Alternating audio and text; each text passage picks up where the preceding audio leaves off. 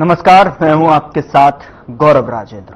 Bulletin की शुरुआत करते हैं। भारतीय क्रिकेट टीम में हरियाणा के क्रिकेटर अंशुल कंबोज को शामिल किया गया है। इस अवसर पर हरियाणा के मुख्यमंत्री नायब सिंह सैनी ने वीडियो कॉल के जरिए क्रिकेटर से बातचीत कर उन्हें शुभकामनाएं दी। साथ ही मुख्यमंत्री नायब सिंह सैनी ने सोशल मीडिया प्लेटफॉर्म एक्स पर भी पोस्ट करते हुए लिखा कि इंग्लैंड में चल रही टेस्ट मैच सीरीज के लिए करनाल के लाल अंशुल कंबोज का भारतीय क्रिकेट टीम में चयन होना समस्त हरियाणा वासियों के लिए गर्व का और उल्लास का विषय है।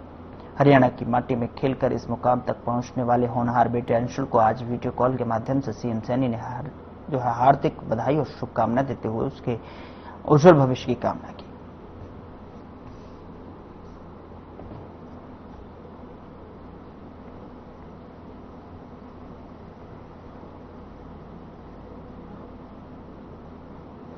और इस बीच चंडीगढ़ से बड़ी खबर मिल रही है, जहां पर कल सीएम सैनी का पंचकुला दौरा है। पंचकुला दौरे के थापली पहुंचेंगे सीएम सैनी। दोपहर 12:15 पर चंडीगढ़ से होंगे रवाना। इको कुटीर के नवीनीकरण का करेंगे उद्घाटन। कालका कलेसर पर ट्रैकर्स को रवाना करेंगे सीएम सैनी। 1:30 पर त्रिफला वाटिका में करेंगे पौधारोपण। उसके बाद दोपहर 1:50 पर मोरनी पहुंचेंगे। लाल मुनिया रेस्ट हाउस का उद्घाटन भी करेंगे। साथ ही राज्य स्तरीय वन महोत्सव में शिरकत भी करेंगे। तो बड़ी खबर आप तक पहुंचा रहे हैं चंडीगढ़ से। सीएम सैनी के काफिले को लेकर, दौरे को लेकर जो है सीएम सैनी का पंचकुला दौरा, जहां पर थापली पहुंचेंगे सीएम सैनी। चंडीगढ़ से इस वक्त की बड़ी खबर।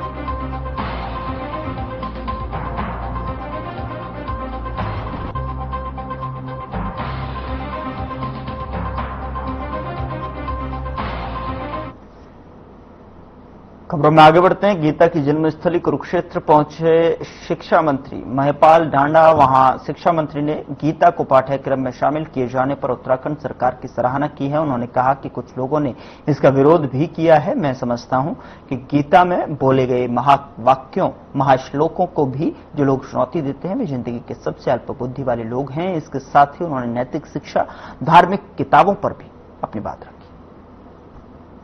एक बहुत भव्य और बहुत आधुनिक लाइब्रेरी का आज शुभारंभ हुआ है। इसमें 21,700 समथिंग बुक्स हैं। अभी है हर सब्जेक्ट की बुकें, 6 कंप्यूटर के साथ इसको और अत्याधुनिक बनाए जाने का अभी और भी आगे प्रस्ताव है। यानी ई लाइब्रेरी भी यहाँ पर हम लोग स्थापित करने जा रहे हैं। देश के हर अच्छे से अच्छे राइटर, रामायण महाभारत से लेके उपनिषद तक हर तरह के साहित्य वो यहाँ पर उपलब्ध है।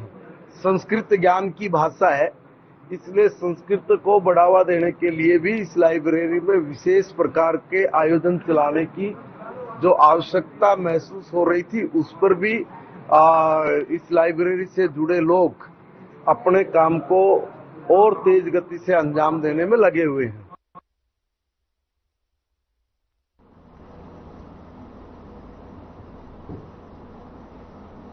हरियाणा के शिक्षा मंत्री महिपाल ढांडा ने राष्ट्र ध्वज अंगीकार दिवस पर पंचायत भवन में आयोजित कार्यक्रम में कहा कि तिरंगे से प्रेरित देशभक्ति ही भारत को फिर से विश्व गुरु बनाएगी। उन्होंने बताया कि 22 जुलाई 1947 को तिरंगे को राष्ट्रीय ध्वज के रूप में अपनाया गया था और इसके साथ ही कार्यक्रम में स्कूली बच्चों ने सांस्कृतिक प्रस्तुतियां भी दी। विभिन्न गणमान्य व्यक्तियों ने दीप प्रज्वलन कर कार्यक्रम का शुभारंभ किया। मंत्री ने सांसद नवीन जिंदल के तिरंगे को हर घर तक पहुंचाने के लिए प्रयासों की सराहना की।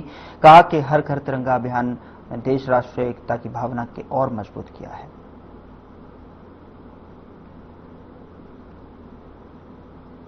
ऐसा काम भी नहीं छोड़ा, दोनों प्रदर्शन करना पड़े और जो भी पर मिला है हमने तो उसकी जितनी भी पुरानी अड़ी हुई समस्याएं थी यार, मैं तो उसको भी सबको ठीक ही कर रहा हूँ।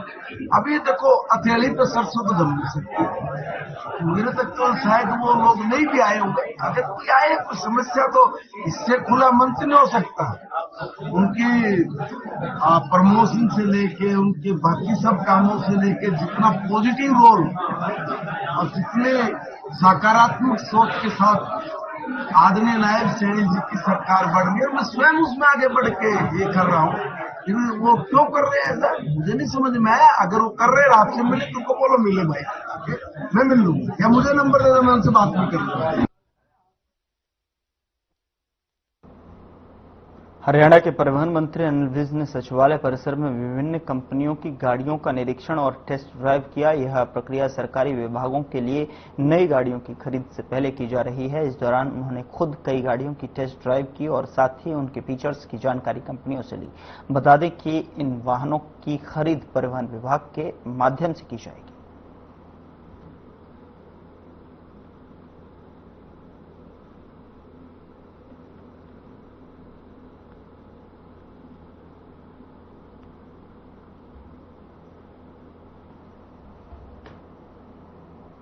भारत के उपराष्ट्रपति जगदीप धनखड़ के इस्तीफे देने पर हरियाणा के मंत्री अनिल विज ने विपक्ष पर निशाना साधते हुए कहा कि उपराष्ट्रपति ने बहुत स्पष्ट बताया है कि वह स्वास्थ्य कारणों की वजह से इस्तीफा दे रहे हैं।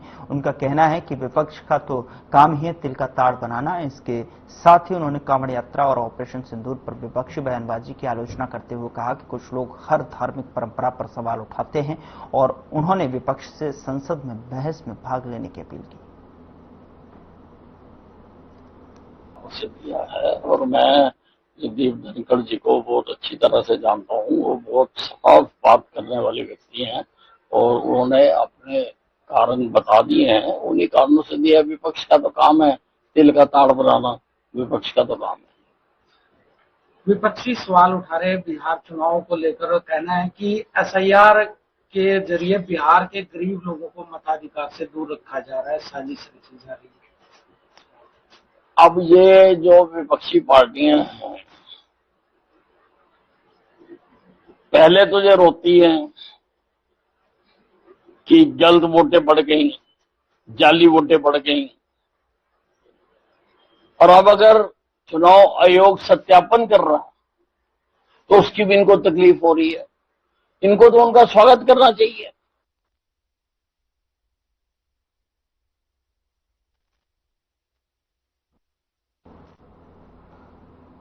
चलिए, इस बीच बड़ी खबर चंडीगढ़ से मिल रही है, जहां पर प्रोसिक्यूशन निदेशालय में नियुक्ति हुई। निदेशालय में 2 अस्थायी नियुक्ति हुई हैं। संजय हुड्डा बने director prosecution special, Naresh Kumar बने डायरेक्टर प्रोसिक्यूशन सामान्य। अस्थायी नियुक्ति नहीं होने तक दोनों रहेंगे पद पर। प्रदेश सरकार ने नियुक्ति के आदेश जारी किए हैं। चंडीगढ़ से बड़ी खबर आप तक पहुंचा रहे हैं। प्रोसिक्यूशन नियुक्तियां हुई हैं, 2 अस्थायी नियुक्तियां हुई हैं। प्रोसिक्यूशन निदेशालय में नियुक्ति हुई। निदेशालय में 2 अस्थायी नियुक्ति हुई। ये अस्थायी नियुक्ति है जो कि प्रोसिक्यूशन निदेशालय में नियुक्ति हुई है। 2 अस्थायी नियुक्तियां हुई हैं। प्रदेश सरकार ने जो है इसके आदेश जारी कर दिए हैं। प्रोसिक्यूशन निदेशालय में ये नियुक्ति हुई है। निदेशालय में 2 अस्थायी नियुक्ति, इसमें संजय हुड्डा बने हैं डायरेक्टर प्रोसिक्यूशन स्पेशल, तो वहीं नरेश कुमार बने डायरेक्टर प्रोसिक्यूशन सामान्य। प्रदेश सरकार ने नियुक्ति के आदेश जो है जारी किए।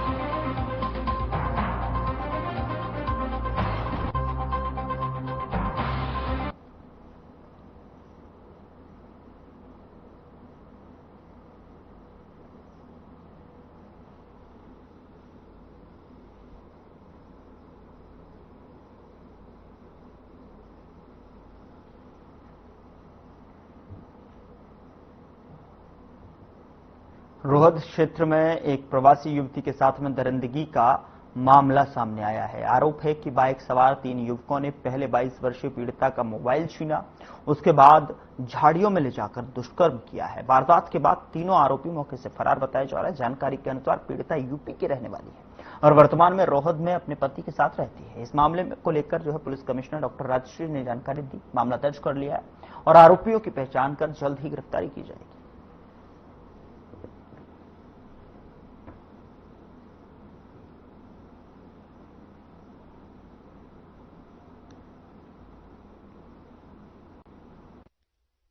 वो 22 साल की है और उसने बताया कि 3 लड़के आए जिन्होंने उसका मोबाइल छीन लिया, तो उनके पीछे भागी है मोटरसाइकिल पे, और फिर 2 लड़कों ने उसको पकड़ के तीसरे ने रेप किया, मतलब एक लड़के ने रेप किया। और अभी इससे ज्यादा कुछ नहीं बता पा रही है वो। एक लड़के ने किया है और 2 लड़कों का क्या उसमें सहयोग रहा है, और वो जान पहचान के लड़के हैं या बाहर वाले लड़के हैं, रोड के कच्चे रास्तों से वो जा रही थी फैक्ट्री में अपने हस्बैंड से मिलने, तो वहां पे ये हादसा हुआ है। तो इसमें कोई गिरफ्तारी और पुलिस की तरफ से कोई एफआईआर नहीं, एफआईआर दर्ज हो चुकी है और अभी गिरफ्तारी बकाया है, क्योंकि वो कुछ बता ही नहीं पा रही है।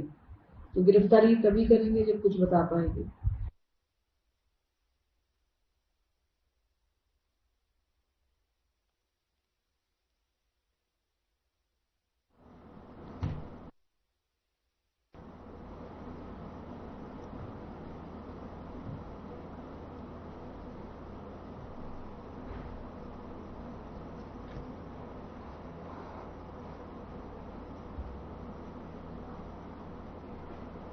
चरखी दादरी जिले के बाडला कस्बे में 150 करोड़ रुपए फसल बीमा घोटाला सहित 5 सूत्रीय मांगों को लेकर एसडीएम ऑफिस के सामने जो है किसानों का धरना लगातार जारी है, जिसको लेकर जो है बाडला के विधायक उमेद पातवास मौके पर पहुंचे और इस दौरान विधायक ने किसानों की समस्याओं को भी सुना।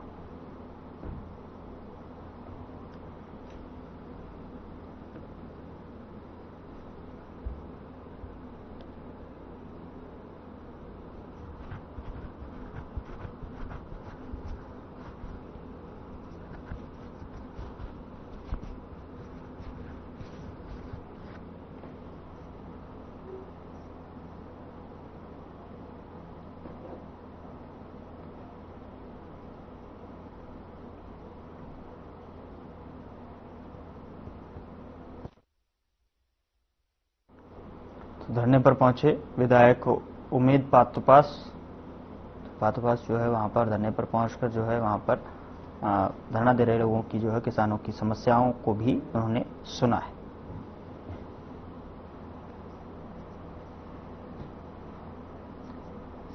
उधर गांव कालावाली में सामाजिक एकता, शिक्षा और बौद्धिक विकास को समर्पित सामाजिक जन चेतना सभा का भव्य आयोजन किया गया। यह ऐतिहासिक कार्यक्रम ग्राम पंचायत कालावाली के सहयोग से संपन्न हुआ है, जिसमें बाबा साहेब डॉक्टर भीमराव अंबेडकर की प्रतिमा का अनावरण और सर्व समाज के मेधावी विद्यार्थी को समर्पित शहीद भगत सिंह लाइब्रेरी के निर्माण का शिलान्यास किया गया। तो वहीं इस अवसर पर प्रदेश के काबीना मंत्री कृष्ण पवार और हरियाणा अनुसूचित जाति आयोग के चेयरमैन प्रोफेसर रविंद्र बालियान विशेष रूप से उपस्थित रहे। कार्यक्रम की अध्यक्षता पूज्य संत श्री 108 ओमदास जी महाराज ने की और मदादी की लीलानाथ जी महाराज भी यहां पर उपस्थित रहे।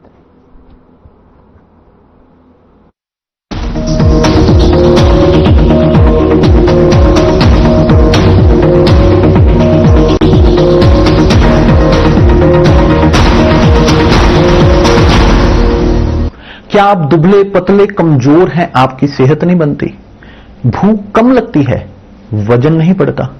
दरअसल मेन बात खाना पीना खाना नहीं है, मेन बात है खाया पिया लगना।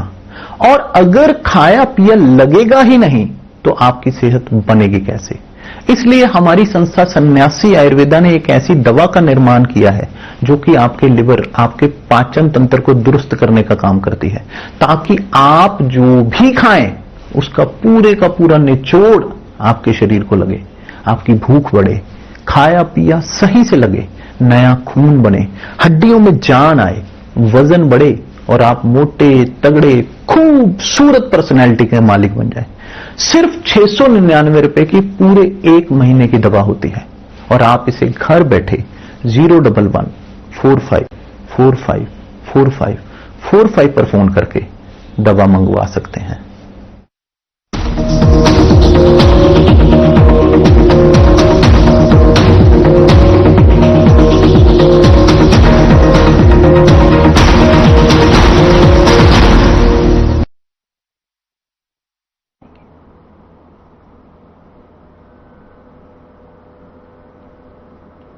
बदलाव देखा होगा रास्ते में आपने? कहाँ से आए हैं? मैं वही अकाल तो मोड़ पाऊँ से। अच्छा ये बताइए कब से कांवड़ यात्रा शुरू हुई थी? मैं गया हूँ जी 13 तारीख को गया था, 14 को जल उठाया था। कब शिवालय पे जल चढ़ाया जाएगा? ये चढ़ाया जाएगा ये आपका 23 तारीख को, यानी कि कल। तो मान के चले कि आपकी सबकी यात्रा संपूर्ण हो जाएगी कल?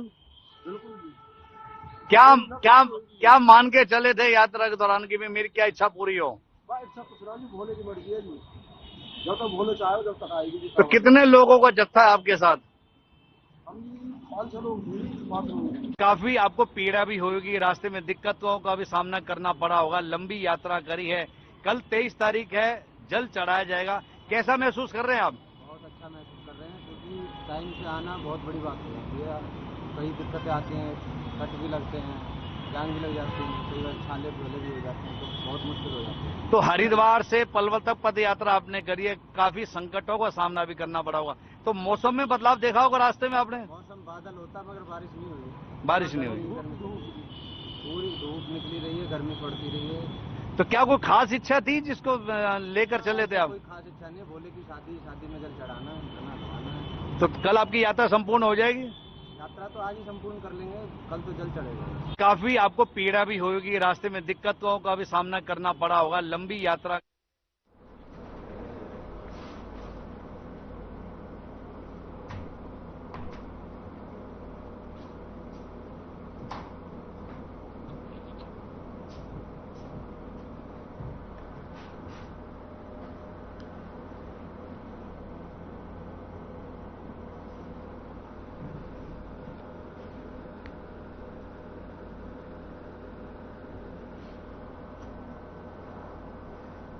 उधर पुंजरी के 11 रुद्री मंदिर को जो है सावन की शिवरात्रि की पूर्व संध्या पर सजाया गया।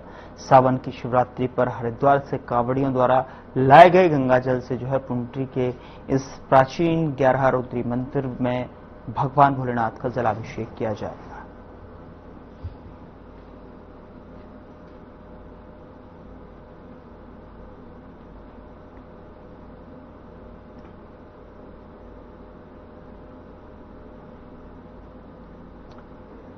तो 11 रुद्री मंदिर को सजाया गया है। देखिए किस तरीके से जो है शिवरात्रि को लेकर तैयारियां जोरों शोरों पर हैं और ऐसे में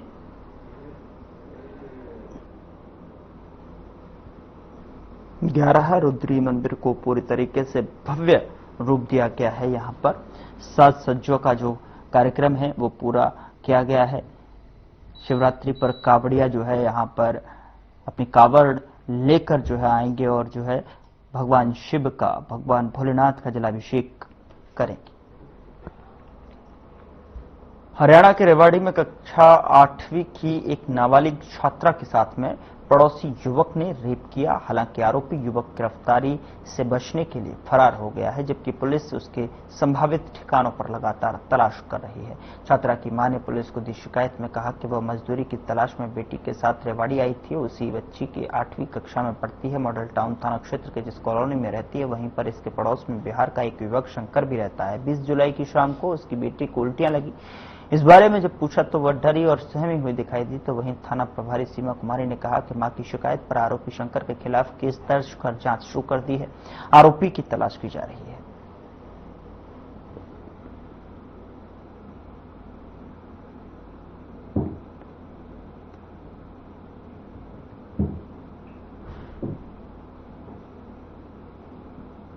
तो थाना मॉडल टाउन के क्षेत्र में रहने वाली एक महिला ने शिकायत की थी कि उसकी 14 साल की बच्ची है जो उसको उल्टियां हो रही थी। उसने फिर उसका प्रेगनेंसी टेस्ट घर पे ही किया तो उसको पता चला कि बच्ची प्रेग्नेंट है। जब उसने पूछताछ की तो बच्ची ने बताया कि कोई पटना का एक पड़ोस में ही रहने वाला युवक था, उसने उसके साथ पिछले 2-3 महीने से लगातार उसकी मर्जी के खिलाफ संबंध बनाए हैं, जिस पर प्रथम सूचना रिपोर्ट दर्ज की गई है और तफ्तीश अभी जारी है।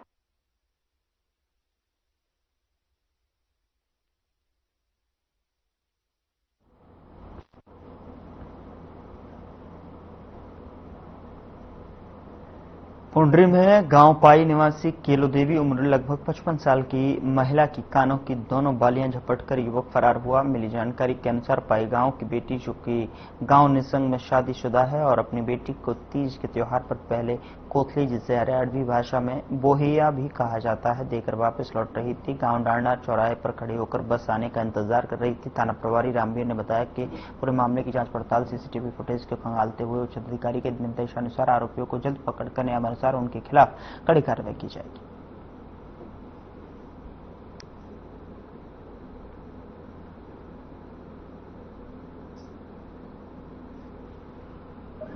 सर ये जो फतेहपुर में है नहर की पटरी पे हुआ, क्या था, कोई एक मोटरसाइकिल चालक था उसने किया है और पुलिस अधीक्षक महोदय के निर्देश अनुसार हम इसमें तत्परता से कार्रवाई कर रहे हैं। सीआईए की टीमें भी लगी हुई हैं, हम भी लगे हुए हैं। पाई गांव की व्यक्ति है और वो अपनी लड़की के कोथड़ी दे के आ रही थी। रास्ते में वो डांड से उसके मोटरसाइकिल बैठे बाली ले गए सर।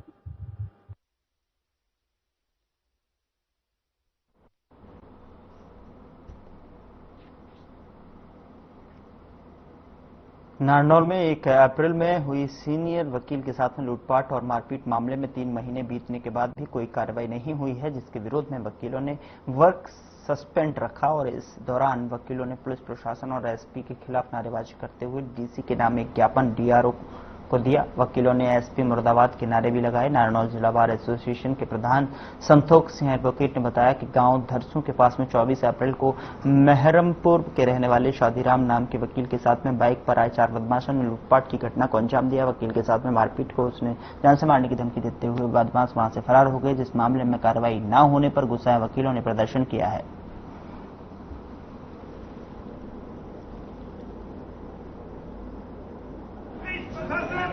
एक सीनियर साथी अधिवक्ता है शादीराम जी के साथ 24 तारीख को 24 अप्रैल 2025 कोर्ट से घर जाते हुए मेहरमपुर के रहने वाले हैं। धरसू गांव के पास 3 अज्ञात लोग आए स्कूटी लेके और इनको रोक के इनके साथ मारपीट की गई और इनसे 2000 रुपए 1500 रुपए जेब में थे वो छीन लिए। उसके बाद जो इनके साथ मारा पीटी गई, ज्यादा मारा पीटी करने के बाद ये हॉस्पिटलाइज हुए। 25 तारीख को पुलिस आई, पुलिस को बयान दिए, एफआईआर लॉन्च हो गई। जो एफआईआर नंबर